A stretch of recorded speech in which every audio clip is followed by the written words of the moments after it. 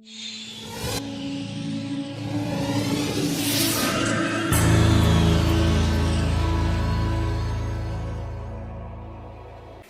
सिर्फ 8 साल का था जब मेरी टीचर ने मुझे कहा यू आर रॉन्ग। नहीं, मैंने मैथ की प्रॉब्लम गलत सॉल्व नहीं की थी या फिर इंग्लिश का कोई वर्ड मिसस्पेल नहीं किया था। It was something deeper. I was fundamentally wrong about the way I should think about the world. So here's the thing, science की क्लास चल रही थी and the teacher was explaining us about the moon. She was saying कि moon orbits around the sun, moon orbits around the earth, it's very far away from earth, और sun की जो light आती है moon वो reflect करती है, that's why we see moon shining. So I had an question कि ma'am, if moon is so far away and it's just reflecting the light of the sun, why is it not as bright as the sun? It was a genuine question. I was 8 years old. I wanted to know. But my teacher responded, that's not an important question. Let's proceed with the textbook. It was at that moment when I learned something, not about the moon, but about myself. That my curiosity is inconvenient. That my textbook has all the answers. कई साल बाद when I was studying astronomy, I realized that the 8-year-old me had an excellent question. It was indeed a wonderful question कि आखिर moon के साथ ऐसा क्यों होता है? And it was at that moment when I realized that everything we know about the universe is wrong. Now, I don't want to be very dramatic here. When I say wrong, I don't mean कि science is failing. I mean science is incomplete. And incomplete is the most honest way to put this idea. In the last 2 years, we have seen many groundbreaking ideas that have questioned the reality of cosmology and the way we understand the universe. But ये ideas क्या हैं जिन्होंने हमारी universe की इतनी understanding को इतना damage कर दिया?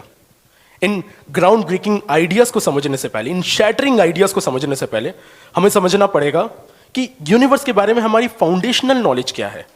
हम पहले उन फाउंडेशनल नॉलेज को समझेंगे, उनको ब्रेक करेंगे एंड देन वहां से रीबिल्ड करेंगे. So here's the basic idea. जो हमारा यूनिवर्स है, ब्रह्मांड है, वो कुछ 13.8 बिलियन ईयर्स पहले बना था. That's a big number. हमको ये कैसे पता? Because we can see lights coming from the distant galaxies, we know universe is expanding, और ये सारे इंफॉर्मेशन की मदद से we concluded that the universe is around 13.8 billion years old. Universe starting में बहुत छोटा था, लेकिन ब्रह्मांड जब बड़ा होने लगा तो चीजें ठंडी होने लगी. गुरुत्वाकर्षण से चीजें आपस में बंधने लगी. इसलिए ऐसा बोला जाता है कि ब्रह्मांड के बनने के कुछ 200 मिलियन बाद स्टार्स बनने लगे. वही स्टार्स जो आज हम लोग आसमान में देखते हैं, वो यूनिवर्स के बर्थ के बहुत ही स्टार्टिंग में बन गए थे.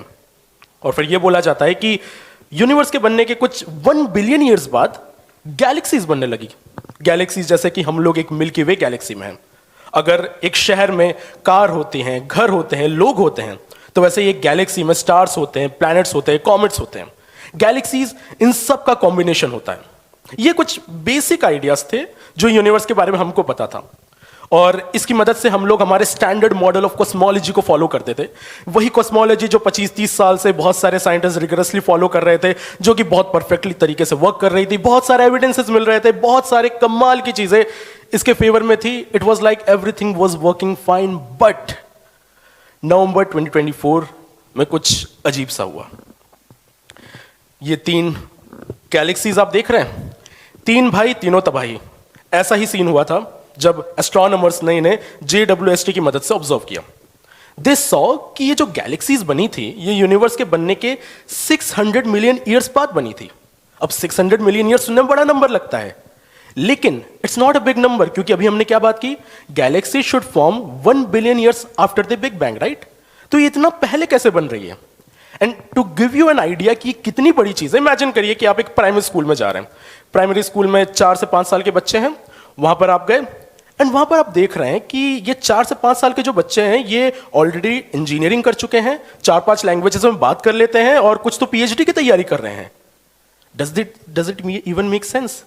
एस्ट्रोनॉमर्स और एस्ट्रोफिजिसिस्ट के लिए ये गैलेक्सीज एकदम ऐसी ही थी, बिकॉज हमारी मैथमेटिक्स, हमारी फिजिक्स जो चीजें प्रिडिक्ट कर रही थी, वो ये फॉलो नहीं कर पा रहा है. So it was very ground breaking for us. और फिर दिमाग में क्वेश्चन आया कि ये कैसे हो सकता है.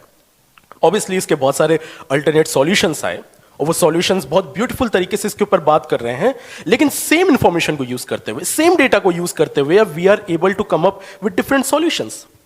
आई think universe is trying to teach us something, कि यूनिवर्स को समझने की हमारी जो जिज्ञासा है, इसके लिए बहुत सारे एविडेंसेस लगेंगे, क्योंकि साइंस तो बहुत सारी थ्योरीज बनाएंगी, लेकिन एविडेंस कुछ के लिए ही होंगे।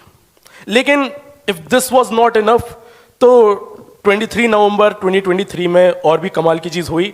उसके बारे में बात करने से पहले let's first talk about this black hole. ब्रह्मांड में हर चीज की एक एज होती है, हर चीज की एक लाइफ होती है। जो हम लोग स्टार्स आसमान में देखते हैं, जो हम लोग सन देखते हैं, उसकी भी एक लाइफ है। वो मरने के बाद क्या बनते हैं वो डिपेंड करता है वो कितने भारी हैं।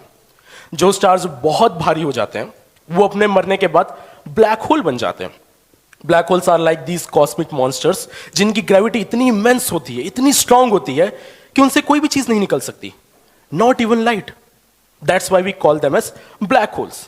अब हमारी जो मैथमेटिक्स है, it clearly predicts the existence of black hole, that's pretty good. लेकिन वो साथ ही साथ कुछ और भी एक्सप्लेन करती है। So there is a forbidden zone in the masses of black hole. बोला यह जाता है कि जो भी स्टार जिनका mass 40 times the mass of the sun से कम हो, वो मरने के बाद ब्लैक होल बनेंगे। जिनका mass 135 times the mass of the sun से ज्यादा हो, वो ब्लैक होल्स बनेंगे। लेकिन for some reason there is a forbidden region, एक इम्पॉसिबल डेजर्ट एरिया है। इस मास के जो स्टार्स होते हैं वो मरने के बाद ब्लैक होल नहीं बन पाते। ऐसा क्यों होता है? There is a big physics behind it, but for now let's assume कि ऐसा होता है। अब ये हमारी फिजिक्स की बहुत ही बेसिक सी अंडरस्टैंडिंग थी। हमको ये लगा कि इस मास रेंज वाले ब्लैक होल तो नहीं बनेंगे, but on 23 November 2023 we found 2 black holes in this mass level. इसी डेजर्ट इम्पॉसिबल जोन में हमको 2 ब्लैक होल्स मिल गए। ना फर्स्ट ऑफ ऑल ये अपने में ही बहुत ही कमाल की चीज है कि धरती पे बैठे बैठे we have such huge detectors जो डिटेक्ट कर पा रहे हैं कि बिलियंस ऑफ लाइट ईयर्स दूर 2 ब्लैक होल्स के कोलिशन हो रहे हैं। उस कोलिशन को हम लोग यहां पर डिटेक्ट कर पा रहे हैं, and on top of that हम लोग उनके मास भी पता कर पा रहे हैं। एक बार सोच के देखिए कि कितनी लेवल का ब्रिलियंस लगा होगा इस चीज को पता करने में। लेकिन उससे भी इंटरेस्टिंग बात यह है कि जब इन दोनों के इम्पॉसिबल मास रेंज आए, तो फिर से दिमाग में एक क्वेश्चन आया कि आखिर ये क्यों हो रहा है। और मैं भी इस चीज को लेकर बहुत सोच रहा था कि गलत होती जा रही है, तो फिर इसका क्या मतलब है। And it was at that moment I come to an conclusion. Conclusion ये था कि रॉन्ग होना राइट होने के अपोजिट नहीं होता है। Being incomplete is not equals being failure, and being uncertain is not weakness. मैं इस बारे में इसलिए बात कर रहा हूं is because we need scientific thinking, we need scientific inquiry in order to understand the universe, but not just the universe, everything around us. अगर मेरे एग्जाम में 60% मार्क्स आते हैं, तो क्या मैं इसे फेलियर बोलूंगा, या फिर मैं ये बोलूंगा कि मैं 60% समझता हूं और 40% गैप है मेरी अंडरस्टैंडिंग में जो मुझे फुलफिल करना है। यूनिवर्स भी तो हमारे साथ यही खेल खेल रहा है। यस, हमारी जो करंट अंडरस्टैंडिंग थी उसकी मदद से कुछ ऐसी चीजें हो रही हैं जिसको हम एक्सप्लेन नहीं कर पा रहे हैं। But that does not mean science is failing. It means what we know is incomplete. And that's how we proceed. We start with incompleteness. We find the gap. We find the evidence to fill those gaps. We find the completeness. And those completeness are never complete. वहां से एक अलग incompleteness की journey start होती है. So science is an ever-going process. And this is quite beautiful. But at the same time, it's not just about the universe. It's also about the scientific temper, scientific inquiry. और scientific temper develop करना बहुत जरूरी है। And ये सिर्फ मैं नहीं कह रहा हूं, ये हमारा इंडियन कॉन्स्टिट्यूशन भी कहता है। So according to article 51A, it shall be the duty of every citizen of India to develop the scientific temper, humanism and the spirit of inquiry and reform. But ऐसा क्यों? Because हमें पता है कि scientific temperament is how we grow, is how we develop, is how we survive. Scientific temperament का होने का मतलब ये नहीं है कि हम साइंटिस्ट बन जाएं। इसका मतलब ये है कि हम चीजों को क्वेश्चन करें। बट यू माइट आस्क कि क्या जरूरत है इसकी, साइंटिफिक टेम्पर डेवलप करे या ना करे, क्या होता है? Because we are living in the age of information. But the thing is कि information is flooded with facts backed by pseudo science. ऐसे व्हाट्सएप फॉरवर्ड्स आ जाते हैं जिनका कोई भी बैकअप नहीं होता है। मिस इंफॉर्मेशन से तेजी से ट्रैवल करती है। We are living in a country जो कि मार्स में मिशन तो भेज देता है एक हॉलीवुड मूवी से सस्ते प्राइस में। We are living in a country which develop vaccine that saved millions. We are living in a country जहां पर क्वांटम कंप्यूटर्स बनाए जा रहे हैं, but at the same time we are living in a country जहां पर हम लोग एस्ट्रोलॉजी को मानते हैं while celebrating space technology. We are living in a country जहां पर साइंटिफिक टेम्परामेंट नहीं है। We are living in a country जहां पर हम लोग मॉडर्न मेडिसिन के ऊपर ट्रस्ट नहीं करते हैं, लेकिन मॉडर्न टेक्नोलॉजी को काफी सेलिब्रेट करते हैं। So why is that a gap between our scientific technology, our scientific achievement and our scientific thinking? इसी गैप को ब्रिज करने का काम साइंटिफिक टेम्परामेंट करता है। So the next question is obviously how to develop scientific temperament. There are 4 rules. First, you ask questions. Question not to challenge authority, but to understand. Second, you investigate. You don't comfortably accept any idea. You look for the evidence. Third, you need to stay humble because today's fact could be tomorrow's fiction. And there should always be a humility inside you. You should always stay humble.